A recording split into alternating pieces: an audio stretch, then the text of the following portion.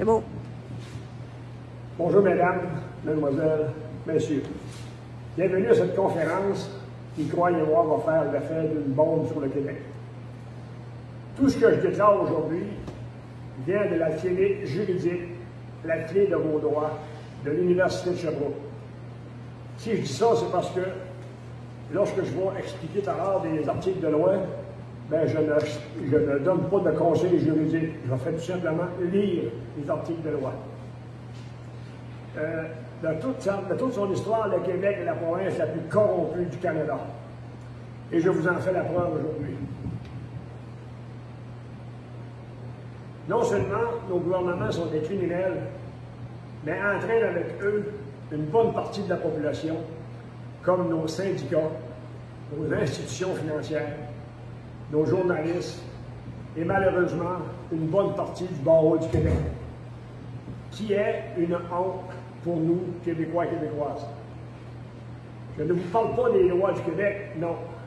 Nous avons de belles lois, mais elles sont déviées et je dirais même fraudées par des juges et des avocats corrompus de notre système judiciaire du Québec. Il faut mettre fin à ça et c'est maintenant que ça commence. Ce sont des preuves qui sont déjà publiques que je vais vous montrer. Par contre, le premier dossier, je ne peux pas le mettre public parce que ceci pourrait nuire au procès. Si ceux qui m'ont suivi depuis 2014, en 2014, il y avait fait une manifestation à Saint-Georges-de-Beauce, on va voir tout à l'heure des photos là-dessus, demandant à la Sûreté du Québec de faire une enquête criminelle. Et la Sûreté du Québec a refusé en disant que c'était du civil et que le dossier était clos. À partir de là, l'année ensuite, d'ici, on avait eu fait dans d'autres conférences de presse et ainsi de suite. Là, le dossier a développé tranquillement. Et puis, petit à petit, on a découvert des preuves, monté un dossier. Tout ce que le dossier, vous voyez ici, là, il y a 96 pièces et plusieurs pièces, ça contient un livre. Et il y a peut-être plusieurs places aussi que c'est des vidéos. Les vidéos contiennent 1 heure de vidéo. Donc les preuves, on en a pour faire un procès de presque même 2 mois. J'ai déposé à la Cour du Québec, au Palais de justice, le 15 mars 2022, des dossiers que je vais vous parler après-midi, et j'ai le numéro de dossier ici à quelque part. On va en parler tout de suite, le numéro de dossier, je vais vous le donner, excuse.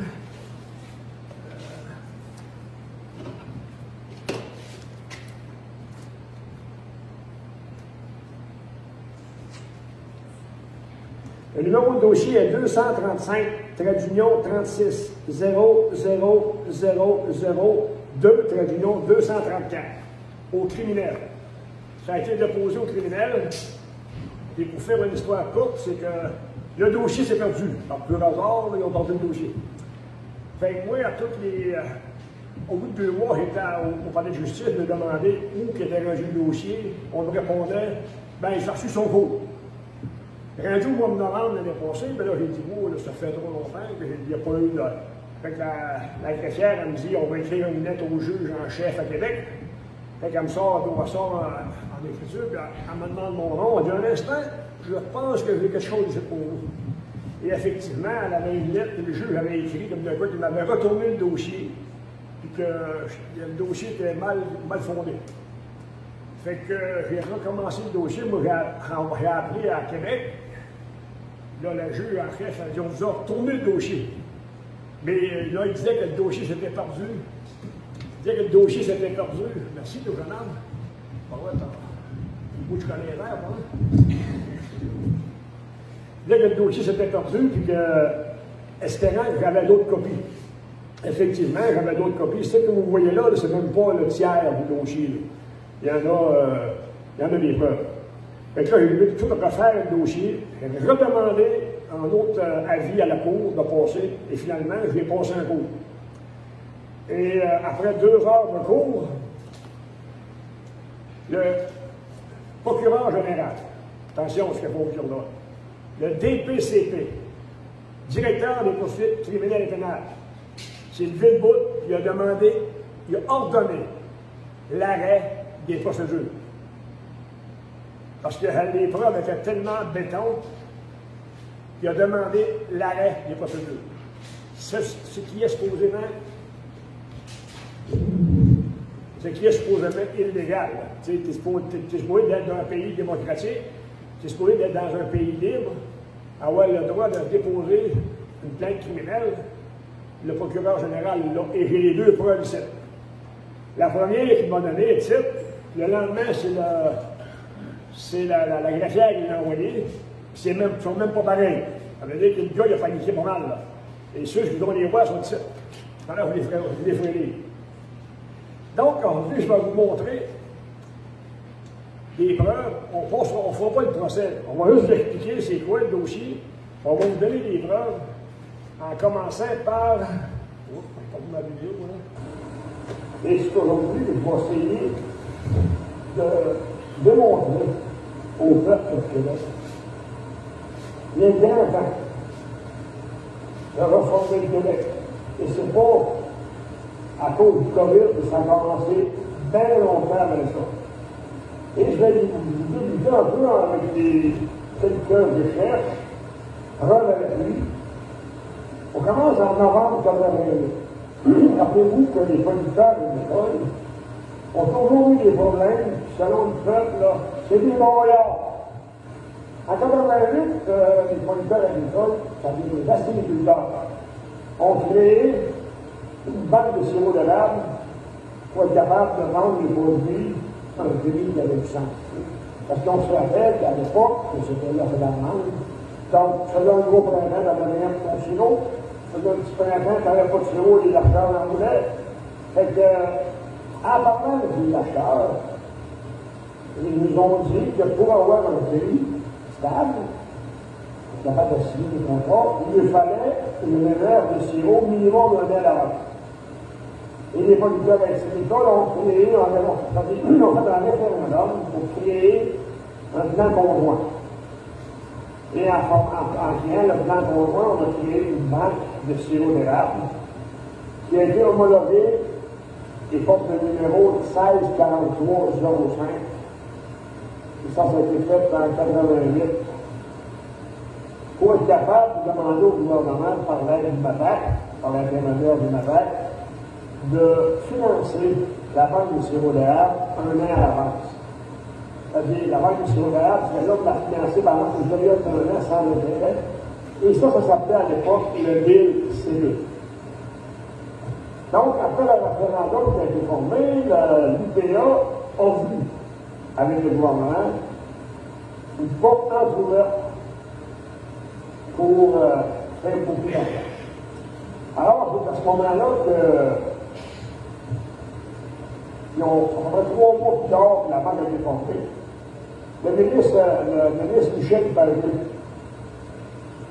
il a déposé un projet de loi qui s'appelle, la projet de loi qui s'appelle qui s'appelle 15, chapitre 13, 1990, qui est devenu le M35. Et le M35, excusez-moi, là,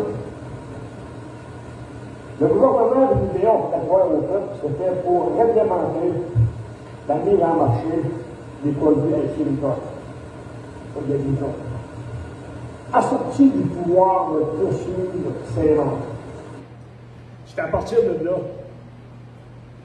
qu'elle a fait des recherches et que la financière, que l'UPA a 2 chapeaux.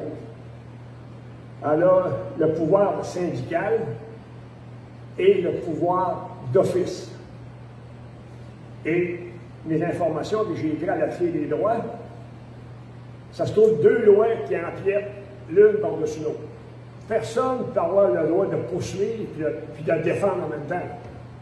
C'est ce que l'UPA fait. Donc, elle a le pouvoir syndical, elle a le pouvoir d'office de poursuivre. Et lorsque 2 lois empiètent l'une par-dessus l'autre, attention, ouvrez bien vos oreilles, là, Les deux lois sont nulles, tant et aussi longtemps que l'une n'a pas été enlevée sur l'autre. Et ça, c'était au ministre de la Justice à le faire. Il avait l'obligation de corriger ça. Et ça n'a pas été fait. Donc, là, c'est moi qui dis ça, et vous pouvez vous informer. Toutes les procédures qui ont été faites par l'UPA sont nulles.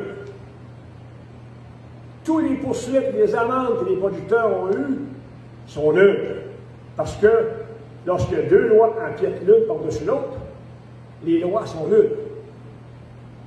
Et je vais vous faire la preuve que l'UPA porte deux chapeaux.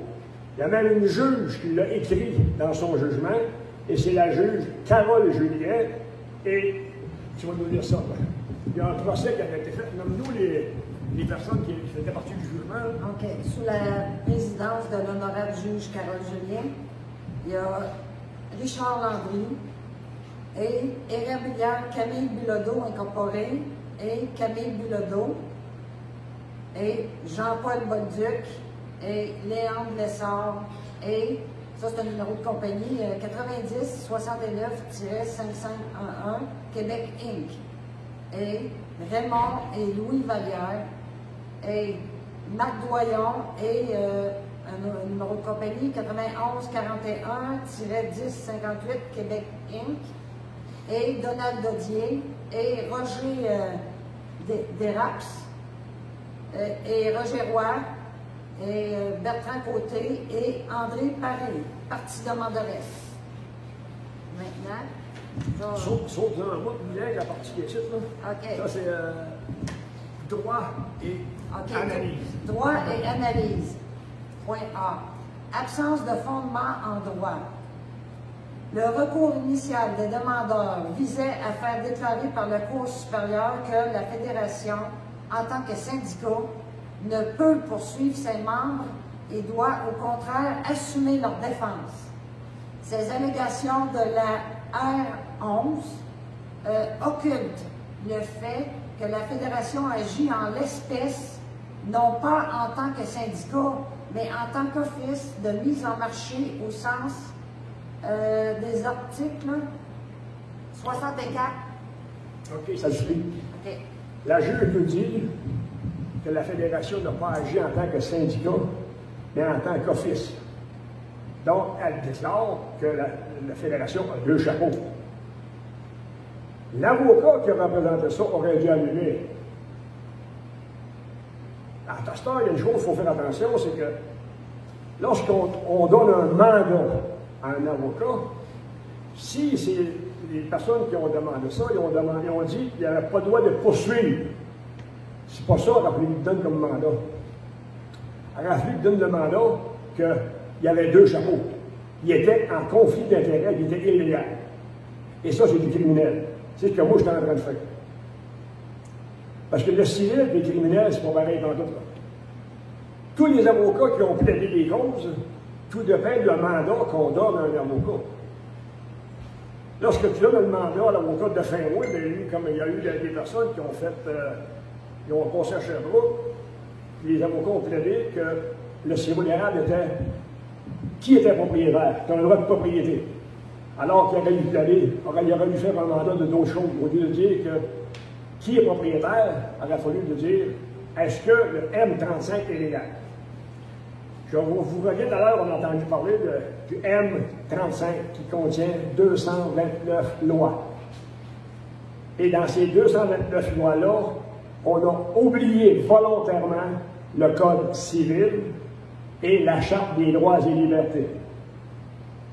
Alors que nous autres, les producteurs, avaient demandé au MAPAC, le ministre, de financer le projet, le gouvernement, avec l'UPA, ils ont créé, ce qu'on vient d'entendre, le loi. Ça, moi j'appelle ça de la haute trahison. Parce que le gouvernement, en complicité avec l'UPA, ont trahi les producteurs. On demandé de l'aide pour financer une banque de sirop d'érable et on a créé un code de loi qui a brimé toutes les lois des producteurs et des citoyens. Ça relève de l'article 47 du Code criminel. Haute trahison. Et dans les pays, la haute trahison, c'est la peine de mort. Puis au Québec, c'est la prison à vie. Et c'est là-dessus que moi je travaille, là, parce que c'est vraiment de la haute trahison. On va continuer sur la vidéo, on a d'autres preuves à montrer. Nous autres, on a demandé au MAPAC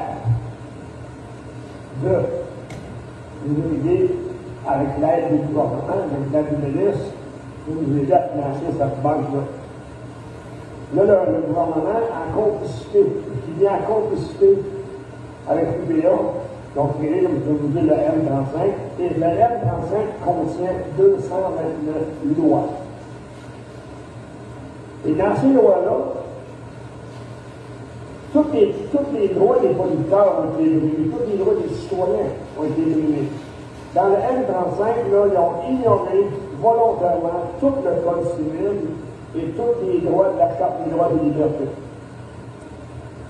Là, les avocats plaidaient la cause des producteurs, plaidaient la cause des producteurs, parce que imaginez-vous qu'il y a beaucoup d'argent, ça va. Les avocats ont fait plus poursuivre, et les producteurs se sont fait poursuivre pour des millions de dollars, plusieurs ont porté des arabières, ainsi que moi-même. On va revenir plus tard là-dessus.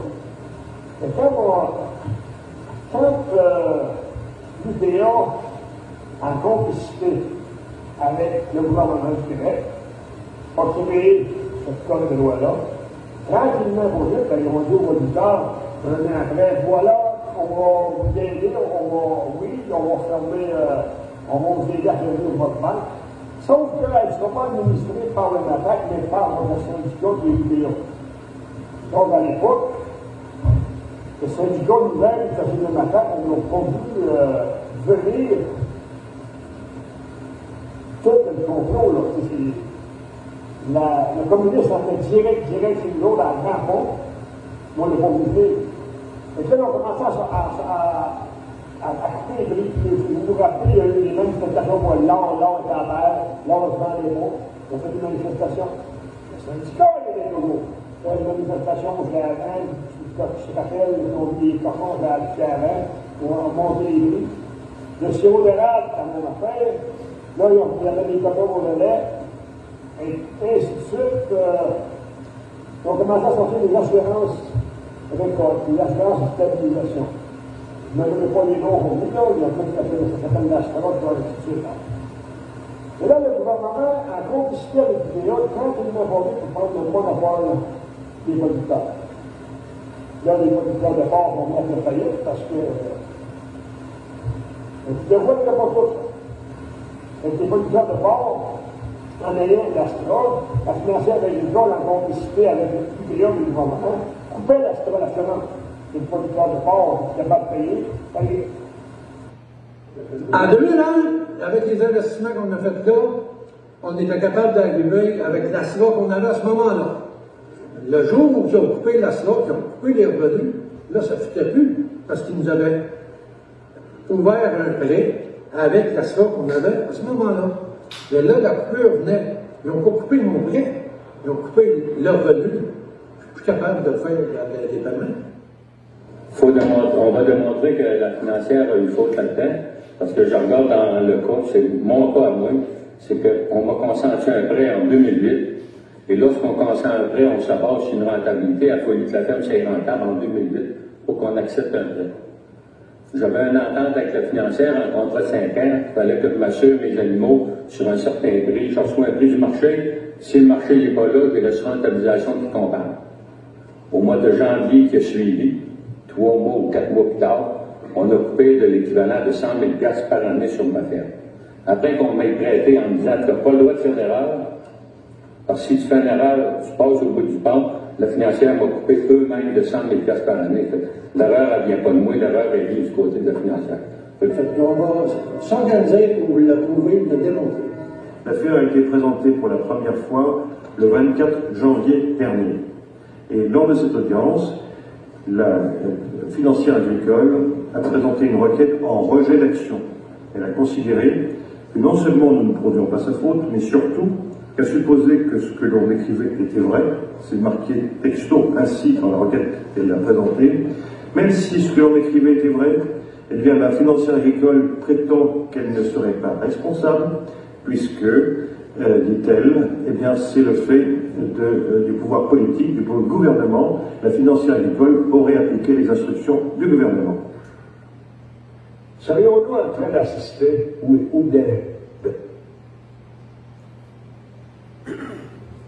si vous avez bien compris, ça c'est de la haute trahison, sans l'ombre d'un doute.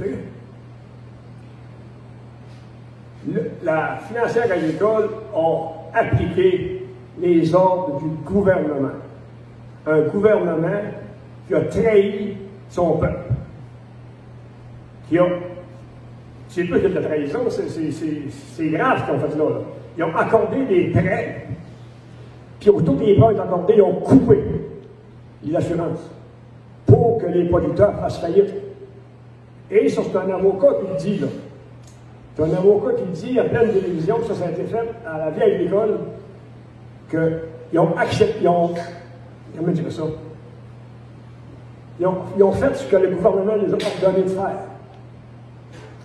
Ça, mes amis, c'est de la haute trahison sans l'ombre d'un doute, l'article 46 et 47 du Code criminel. Et avec un avocat qui est capable de nous plaider ça, on met tout ça en prison, ce gouvernement-là. Gouvernement, fédération, financière agricole, tous les bandits à cravate qui nous dirigent, là, c'est des criminels. Preuve à l'appui. Ça, c'est une preuve. Quand je vous parle de toutes les preuves que j'ai ici, là, il y a 96 preuves. L'enquête, ça fait 10 ans qu'elle dure. J'ai travaillé à faire cette enquête-là. C'est pas vrai qu'on va laisser ça aller ça, puis qu'on va laisser le gouvernement prendre nos biens. C'est pas vrai. C'est pour ça qu'aujourd'hui, cette réunion est là, c'est pour ramasser des fonds, parce que moi, là, tout ce que j'ai fait à date, là, je sauve l'avocat qui va prendre le dossier pour aller plus loin que ça, là, on sauve 100 000 pièces. Là. Il y a des heures et des heures. L'enquête est faite. Les policiers ont refusé de faire l'enquête. Moi, je l'ai faite, l'enquête. Toutes les preuves qu'on a, ce ne sont pas les preuves que moi j'invente, comme vous les voyez là. Puis on va continuer, il y en a d'autres preuves. De découvrir la plus grande fraude jamais vue au Québec. Est-ce qu'on est en train de découvrir que la financière agricole, l'UPA et le gouvernement étaient complices? Ceux de la financière agricole, au départ, ils sont coupables aussi, parce que tous les éleveurs de Vaudreuil, on s'est tous fait demander la même chose. Quand tu veux t'établir en agriculture dans le Vaudreuil, pour avoir droit au financement, à l'établissement, la première chose, c'est que la financière, on sait tous les éleveurs au complet sont tous fait demander la même chose par la financière, va chercher un contrat d'intégration. L'intégrateur tient les éleveurs. Moi, j'ai été longtemps indépendant avec un intégrateur, puis c'est lui qui contrôle ma mise en marché. Il ne me laisse pas faire affaire directement avec l'abattoir. Il fallait que je vende les roues à l'intégrateur, puis lui, ça veut d'abord, il vendait à l'abattoir. Puis quand j'ai commencé au début, l'abattoir, ils appartenaient pas. Une couple d'années après, ils ont racheté l'abattoir.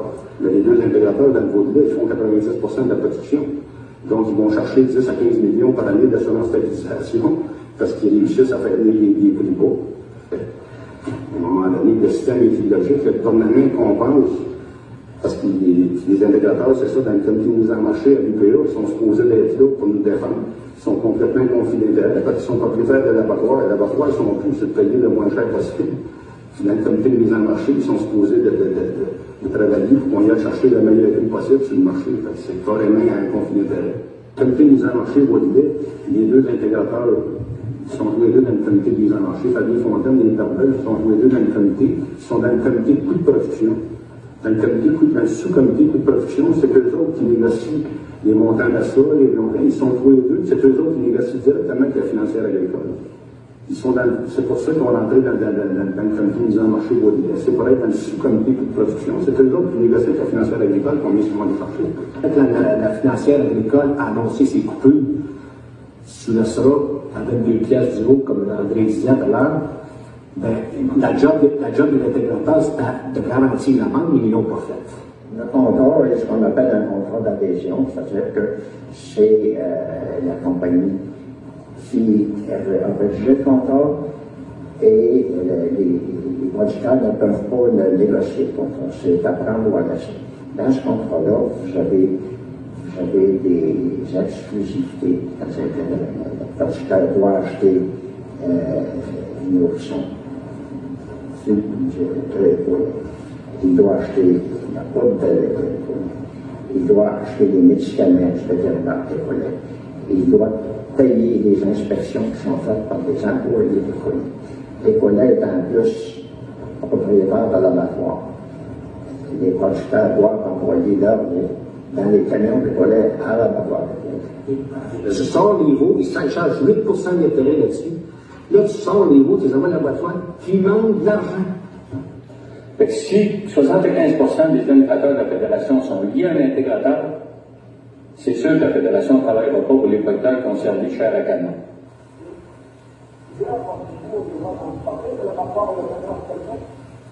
Cette fraude-là a duré sur une période de 2 ans. Toutes les semaines, il y a un chèque qui est fait. Fait que, pour faire un chèque, il faut que tu aies 2 signataires. Au syndicat, ça prend 2 signatures. À ce temps, au service de la paie à l'administration, comment ça peut durer pendant 2 ans sans se rendre compte de rien.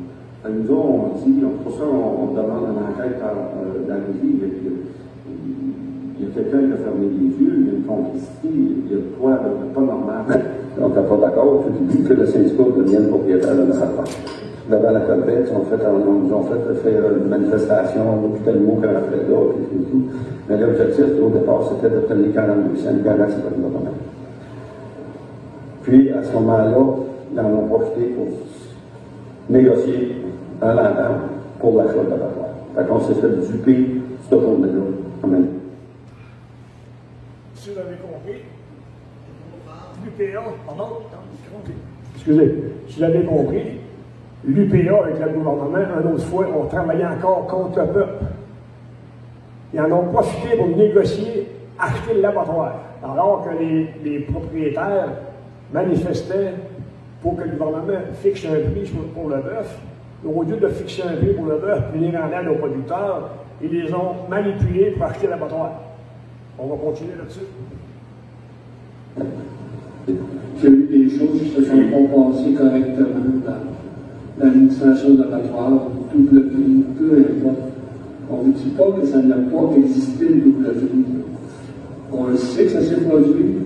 À chaque fois que ça s'est produit, on a le directeur de mise en marché a fait les représentations nécessaires pour que ça cesse.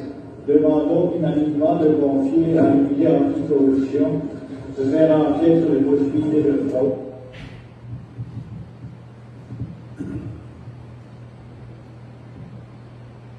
Ils viennent m'avouer carrément qu'il dit oui, il y a eu du double prix à l'abattoir. C'est ça qu'ils viennent de nous dire là. On ne dit pas que ça n'a pas existé le double prix. On dit oui, ça a existé. Mais à chaque fois, on a fait de quoi pour que ça cesse, que ça a cessé. Le double prix d'un abattoir, c'est qui paye la balance? C'est tous les consommateurs. Là. Le producteur avait moins de prix et l'abattoir vendait 2 fois plus cher, elle disait pas au propriétaire. Fait que la bœuf monte dans les épiceries, puis le propriétaire n'en a pas. Là. Fait que ça, c'est encore une autre preuve de fraude et de complot. Là. Je ne sais pas si ça vous intéresse-tu. C'est parfait, on va continuer. On va fonctionner. Moi, je vais être absolument contre cette résolution-là, parce qu'il y a une structure qui est la Régie des marchés, qui existe, qui nous watch, qui nous enquête, comme M. Boucher a mentionné tantôt. Sur la résolution, je pense que la structure est là. Il y a des vols de la aiguë. Donc, mettons pas des frais supplémentaires, mais prenons ce qu'il y a comme il est là, puis les représentations vont se faire, puis je pense pas qu'en tout cas, nous aussi, on va les cartes. Fait qu'on y avait. C'est là où on va le presser un peu. Parce que là, ils viennent de dire qu'ils vont voter contre la résolution. Pas ça fait un écho, hein? Ils viennent de dire qu'ils vont voter contre la demande d'enquête criminelle. Tu n'as pas le droit d'empêcher une enquête criminelle d'avoir lieu. Lorsque tu empêches une enquête criminelle, tu commets toi-même un acte criminel d'avoir nuit à la justice de faire justice. Ça, c'est en quelle année? Moi, ça a commencé en 2000, l'enquête. Les enquêtes que j'ai faites ont commencé en 2000, en montant tranquillement. En 2014, on a commencé à déposer des plaintes à la Sûreté du Québec. Et là, on va finir tout à l'heure, on va finir jusqu'en 2023. Il y en a de, je pense à 2000, ça a commencé en 2008 ou 2010. Il y a ainsi de suite en montant. Toutes des preuves qu'on a été rentrés tranquillement. On était tous d'accord qu'il y ait un comité de transparence, comme M. Boucher l'a dit tantôt. La Fédération ne peut pas enterrer ce dossier-là de l'abattoir sans que la lumière soit faite. Ben, moi, je pense que oui. Il y a d'autres alternatives. Des fois, de tournage, quand on sent qu'il y a eu énormément de laxisme, d'incompétence crasse, de choses rencontrées, mais ça va nous placer où, là, comment on fera 2 semaines d'analyse de ça. Ça a été analysé sur l'agriculture, ça a été une décision qui n'a pas grand sens. Rappelez-vous, et ceux qui l'ont vendu, ils ont voulu l'acheter pour moins d'un million. Est-ce que ça ne serait pas le ridicule qu'on puisse prendre les bonnes décisions? Mais on n'est plus dans le dossier du passé. Ça, il faut tourner la page, c'est ça que ça veut dire. Oui, il y a eu des pertes pour l'ensemble des contribuables. C'est pas des faces, là. Le ministre vient de dire, oui, il y a eu de la fraude, oui, mais il faut tourner la page. Il y a des criminels qui ont volé tous les citoyens du Québec. Là, il dit, comment on le fâche, on lâche dans toutes les coutures, on ne peut pas rien faire, il faut tourner la page. C'est grave, là, de fermer les yeux sur une telle fraude qu'il y a eu, là, que tous les Québécois ont payé. Ils viennent nous dire que ça a pris des milliers de dollars aux Québécois. Puis on tourne la page là-dessus. C'est un ministre, c'est le ministre François Jean. On continue? C'est quoi? C'est plat, c'est malheureux. Moi, je suis confiant de ça. C'est incroyable de voir les agriculteurs se donner le sujet le plus élevé au Québec. Pas surprenant. On l'avance un peu, je prends ton dossier, je l'envoie à la Sûreté du Québec, et moi, ils m'ont fait l'enquête, est-ce à la Sphère de Beauce, à l'hôtel de l'État. Il y avait beaucoup de producteurs qui étaient là, beaucoup de journalistes. Là, on est dans le bureau, là, on rentre dans le domaine de l'acériculture. 2003, je pense. Et ça, c'est fédéral, ça comme des fédérales. Qui dirige l'agriculture au Québec, là? Il y a quand même un gros problème, là. Quand on est rendu avec des gardes de sécurité dans une cabane à soupe. À quel objectif dans ta vie, c'est d'accumuler les règles, ce Daniel Godreau est cité à comparaître pour outrage au tribunal. La Fédération lui reproche d'avoir contribué à l'entente et d'avoir omis de fournir les preuves de ses ventes. Il demande des documents au-delà de l'entente. Ça, c'est de pouvoir. Moi, je vais dire une famille affairée, j'ai décidé, je vendrai quand même aux consommateurs dans ces étapes. Au moment même où l'eau d'érable s'est mise à couler, un agent de Garda faisait irruption chez 4 producteurs de Prignac pour s'assurer que le sirop serait saisi. Est-ce que je suis le propriétaire de mon sirop? Est-ce que c'est eux autres que je... On se sent comme des crimes. Ben, c'est urgent, le sirop d'érable. Regardez, là, on a des gardiens dans notre cabane à chute, là. Comme on dit, là, on n'est pas amusés, là. En fait, je veux vraiment réaliser l'expertise de la production de la famille partout. On est le premier mai 2015, et puis là, on a des garages de tabac contrôlés, donc je vais vous montrer toute la couleur qui est bleue foncée. C'est la couleur qui appartient aux entreprises qui vont avoir une ville, c'est bon. Derrière, ça me fait pas trop de loger. Situé sur les immeubles vendus. Toutes les partis politiques, toutes les syndicats, toutes les institutions financières. Et à partir de toutes ces recherches-là, aussi m'ont conduit à préparer un dossier incriminant. C'est un coup l'autre dossier,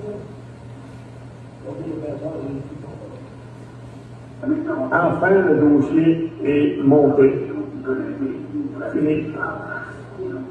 Il y a toutes les feuilles des pages, comme vous voyez ici, là. Tous ces livres-là. 6 livres, toutes les pages là-dedans. Tous les dossiers sont là. Dossier monté ici. Dossier 20 criminels privés.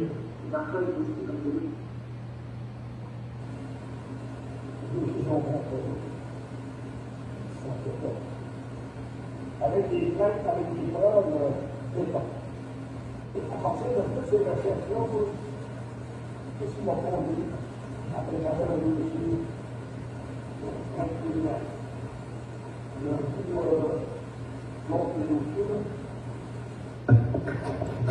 Ça se passe, on rentre.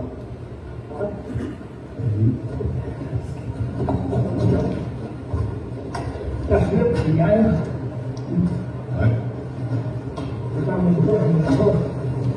Mais comme là, on conseil de dénonciation, ça, c'est au mois de mars l'année passée, quand on a déposé les dossiers au palais de justice de Thetford-Mines. C'est pour ça qu'on avait notre masque, parce que pour rentrer au palais de justice, il l'exigeait. Au lieu de faire des problèmes, on les mis. Si on ne sont pas là, on va presque jamais finir. Chez d'autres personnes qui seraient intéressées à aller voir le conseil de dénonciation, ça consiste à faire des recherches. Moi, on va parler de quelqu'un qui fait des recherches de jurisprudence. Quelqu'un qui va faire des palettes. C'est sûr d'avoir un droit de l'autre. C'est un dossier qui va coûter comme un rêve, c'est un gros dossier. Ça va prendre des fonds. Et puis, jamais que je trouve que c'est aussi. Donc, on va prendre ça.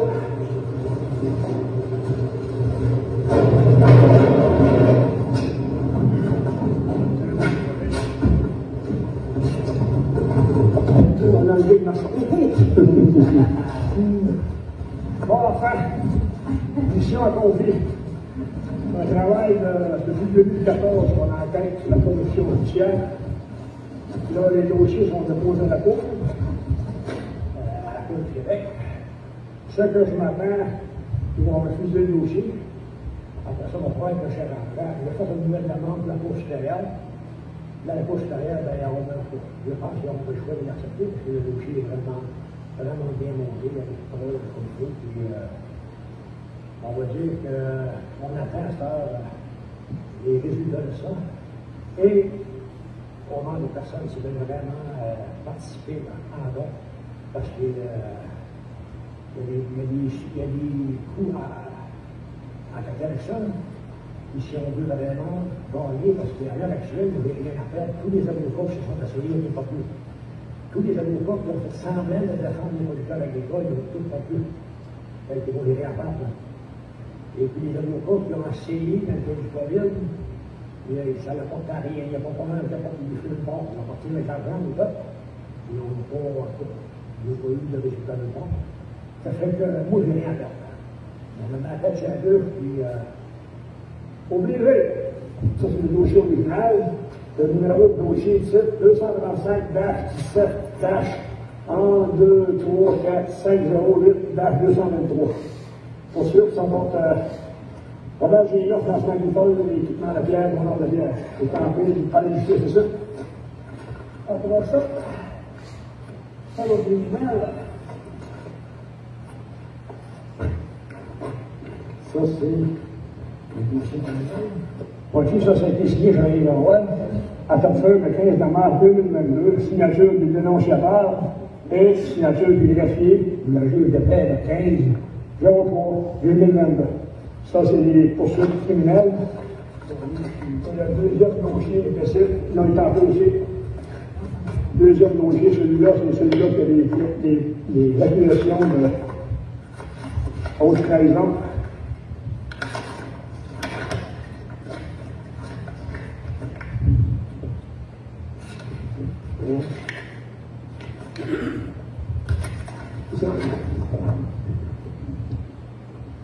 Encore, je demande justice et je signe Jean-Yves Leroy, à Thetford, de même le 15 mars 2022, Yves Leroy, juge de paix.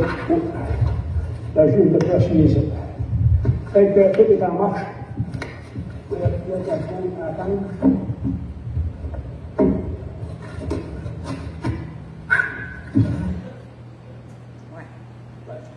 Voilà, ça c'est la fin du dossier. Comme vous pouvez voir. Pardon? C'est une game de jeu. Le gouvernement est la guerre. Les dossiers sont ici, là, ceux qui veulent voir, comme de quoi que le procureur général a ordonné l'arrêt des poursuites, là, qui est ici, on va vous faire lire, des plaintes faites plastifiées pour disperser. Tout le dossier qu'on a là, que j'ai ici, c'est des pièces, des preuves béton. Quand je viens de parler de la juge, on a le jugement, j'ai toutes les preuves, toutes les... Il manque juste, à cette heure, des fonds et du monde. Si on a du monde, puis qu'il faut former une équipe pour... Parce que si tu t'en vas devant le tribunal, tout fait seul, quand même, tu vas avoir 100 000 sur la table, le juge va... Tu sais, parce que les juges, c'est des êtres humains. Puis oui, mais sauf que... Ils sont peut-être... Non, il y en a qui sont corrects. Il y en a qui sont corrects. Je suis certain de mon coup, sauf qu'ils ont une pression sur le dos. Puis si la cour est pleine de monde, mettons qu'on s'en va au palais de justice, puis qu'on a un bon avocat, puis qu'on est 100 en arrière qui l'appuie, c'est pas beaucoup 100, là. Ils sont en pénitentiaire, par exemple. Bien, ça va faire une influence au juge. Mais si on a un très très bon avocat, puis qu'on est un dans la salle, ça vaut rien. Aujourd'hui, on est rendu là que faut que le peuple se réveille parce que c'est rendu grave. Là.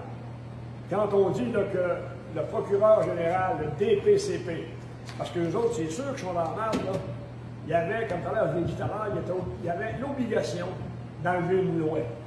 Il ne l'a pas fait. Ils sont accusés au criminel. Là. Ils sont accusés de haute trahison. C'est-à-dire, ils sont sur le banc les accusés. Ils ne sont pas accusés, ils sont sur le banc les accusés. Fait que ça prend de l'argent, ça prend des fonds, ça prend du monde, ça prend une équipe. Oui. Là, vous avez touché la sériculture, le veau-gris, le porc, le bœuf. Le laitier, lui, est-il concerné là-dedans? Le laitier, ça s'en vient à grands pas. Parce que le laitier a toujours été, comment je dirais ça, il a toujours été protégé. Le laitier? Oui. Bien, plus protégé, parce qu'il y avait des quotas, lui, qui étaient respectés un peu. Parce que le lait, c'était un des premiers à sortir des quotas. Sauf que, lorsque le gouvernement dit quoi à la télévision, c'est parce que c'est décidé. Et en 2000, il y a 5-6 ans, il avait dit que ben, quand ils ont enlevé les droits des permis aux gars de taxi à Montréal, là, qui avaient enlevé le permis, là, ben, en même temps, ils ont parlé des quotas de lait. Moi, je me souviens très bien, je l'avais écrit à TV. Le gouvernement dit ils ne perdront pas le quota, on va lui payer ça sous forme de subvention. Donner des subventions pour qu'ils peuvent être plus gros et être capables de faire face à la compétition.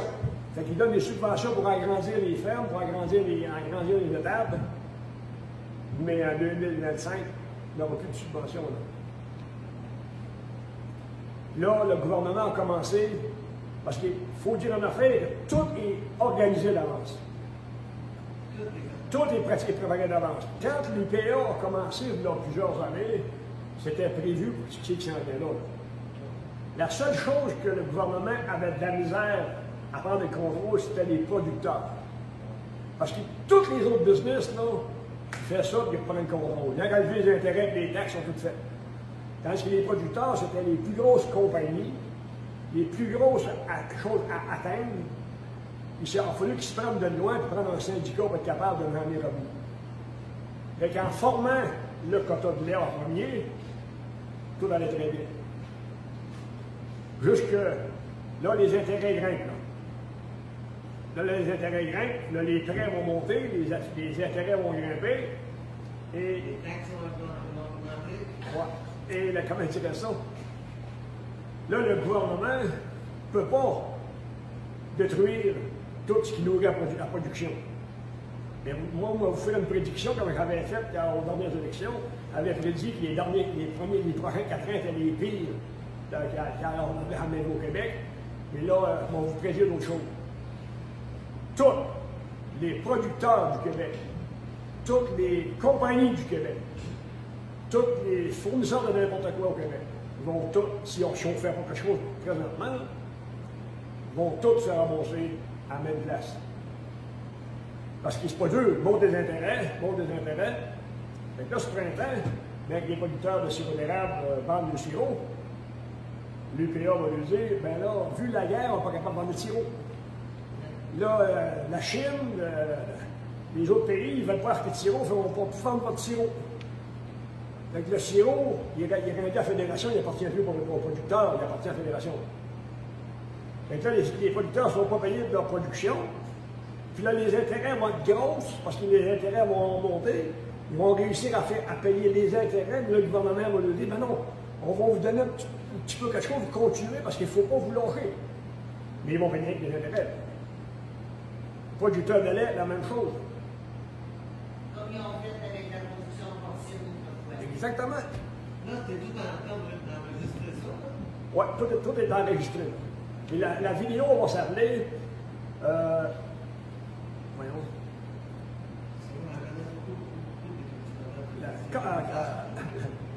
Elle va s'appeler. La conférence du 17 novembre 2023. On va la mettre sur YouTube parce qu'elle va se faire couper. C'est sûr qu'ils vont la couper. On va la mettre sur YouTube, on va la repartager. Ouais, ça va être marqué conférence du 17 novembre 2023. Ça va être ça le titre de la vidéo. Ouais. Yves Roy. Ouais. Et là, moi, je me demanderais, on n'est pas beaucoup, c'est pas la quantité qui compte, mais la qualité. Il faut absolument qu'on se revoie, si vous êtes intéressés, qu'on forme des groupes et qu'on fasse des collectes de fonds. Parce que c'est notre vie qui en dépend, nos business et nos enfants. On est sur le bord, là, sur le bord du gouffre, là. Tout, là. Parce que quand ils parlent des intégrateurs, là, c'est qui se cache derrière les intégrateurs? Comment? Oui. Tu sais, ils ont fait des lois comme la loi qu'ils ont faite, là. C'est pas compliqué, là, tout est illégal. Tout est illégal. Mais ça prend un bon avocat, mais pas un avocat du Québec, là. Parce que le Québec est corrompu à la moelle des autres. Quand on dit là, que le procureur général, le DPCP, ordonne. Tiens, on va lui montrer ça. Ben, ça me lâche, je trouve. Ouais. Fais le lire, on va voir. Au niveau de la chèvre de lait. Pardon? Au niveau de la chèvre de lait. Toute production. Parce que la chèvre de lait, c'est sûr que moi, je suis amateur de ça, parce que j'aime ça, moi, le lait de chèvre, parce que c'est pas le seul qui guérit et qui fait n'importe quoi, là. Mais on est dans une phase, là, il faut se débarrasser de nos gouvernements. Il faut se débarrasser. Moi, l'intention est que si on se prend un bon avocat et qu'on réussit, tu sais, le dossier il est là, il est béton, qu'on réussit à le déposer, ben, il est déposé à la cour, qu'il réussit à révéler le dossier, c'est sûr que ce n'est pas à la Cour du Québec que ça va se révéler, ni à la Cour supérieure, mais à la Cour internationale, par exemple. Parce que de la haute trahison, là, c'est grave, là. Puis les preuves sont béton. Puis de la haute trahison. Et même que, supposons, moi, mon idée, j'ai le droit de rêver, là, mon idée, c'est qu'on se prend un avocat, puis que l'avocat, un coup que le dossier des mains, on demande et exige la mise en tutelle du gouvernement du Québec. Parce qu'avec les preuves de fraude qu'on a là, les preuves de complot qu'on a là, les preuves de haute trahison qu'on a là, c'est qu'on exige la mise en tutelle du gouvernement du Québec. Et à partir de là, un coup que le gouvernement est chez la tutelle, bien là, on va être capable de travailler. C'est ça qu'il faut faire. Et c'est ça qui s'en vient quand même avec les erreurs de l'ordre. Oui. Tu sais, à l'heure actuelle, là. La mise dehors du gouvernement. Pardon? Avec les erreurs des arabes, la mise dehors du gouvernement, ça. Ben là, on n'a plus le choix. On n'a plus le choix. Il faut que le peuple se lève. Il faut que le peuple se lève. Puis c'est pas à 3-4. Si on a 3-4, non. Quand on se dit que vous êtes intéressé, on fait une réunion la semaine prochaine. On se réunit, on dit quand même qu'on en amène 2 de plus. Tu sais, mettons, toi tu en amènes 2, elle en amène 2, toi tu en amènes 2, moi j'en amène 2, on va se ramasser avec 25, avec 30, on va se ramasser avec 50. Tu sais, faut absolument, faut absolument que le peuple se réveille et qu'on se ramasse des fonds pour se payer un avocat. Parce que moi, j'ai tout monté le dossier, je trouve que j'ai été pas mal loin à bien à date, là. Mais je ne peux plus aller plus loin, là. Parce que là, si je fais quoi, c'est moi qui est accusé. Ça prend un avocat hors du Québec. Parce que le criminel, c'est fédéral. On va en jouer un. Un chum accuse pas un chum. Comment? Un ami accuse pas d'ami. Ben non, c'est justement ça. Fait qu'un avocat hors du Québec, on va en trouver un. Ce qui est important, là, avant d'avoir un avocat, il faut trouver le peuple québécois, il est où? Il faut trouver des fonds, il faut trouver du monde. C'est ça qu'il faut trouver. Pardon? Où sont les membres qui ont perdu leur cabane à sucre? Oui. Ils sont où? Ils ont toutes peur. Non, parce que la plupart sont créés un divorce, la plupart ont créé dans les arabières. Ouais. La dépression, mais. Suicide. Quand tu parles d'une arabière, là, tu parles de millions de dollars. Okay? Là, ben, ça a causé un divorce, ça a causé une chicane familiale parce que souvent c'est la chicanerie qui venait du grand-père ou l'autre des autres, n'importe quoi. Là, ça a créé une chicane dans une famille, ça a créé des divisions partout. Parce que moi, je l'ai appelé, je connais bien, je l'ai appelé et dit, je suis plus capable de bouger. Je ne bouge plus capable. Puis après ça, il y a de l'orgueil là-dedans. Là. Tu sais, quand tu as tout perdu, là, tu te ramasses. Moi, aussitôt que je vais avoir ce travail-là, je l'envoie à 25 Mais madame, c'est pas lui que tu vas faire favoriser, là. C'est des citoyens. Ouais. Parce que les personnes qui ont tout perdu, ils n'ont pas d'empreinte dans le domaine. Ça prend du monde qui est réveillé, qui est allumé, qui dit oui, il faut faire de quoi là. Parce que moi, à cause d'une affaire, j'avais marqué tout à l'heure, ma collègue de Don, elle a mis une feuille, je pas aussi. Hey, j'aurais-tu l'enregistrement, moi, là? Non, pas tout de suite, pour mettre la feuille dessus.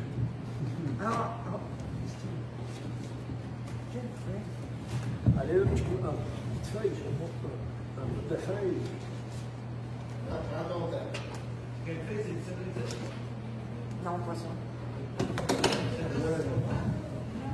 Non, ça c'est.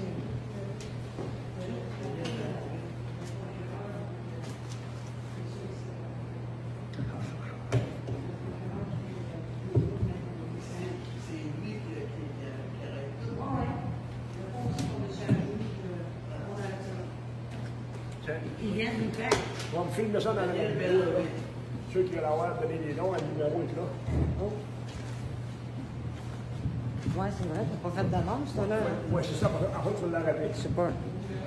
OK. Il est plus foncé. C'est à l'envers, je peux pas. C'est miroir. Il est plus foncé. Il éclaire avec les crayons de feu. Oui, mais c'est l'effet miroir, tu comprends? Il faudrait que ça soit écran miroir. OK. Ça peut pas. On va le dire fort d'abord. Oui, dis fort. Le numéro, pour ceux qui veulent faire des dons, 50 021. Un peu, là. Pas ça. Excuse, là, pas ça. Oui. 50 021, trait d'union 815, folio 40 29 98. Ça se trouve dans les caisses populaires. Je répète, 50 021, trait d'union 815, folio 40 29 98. Merci. Et on arrête la vidéo.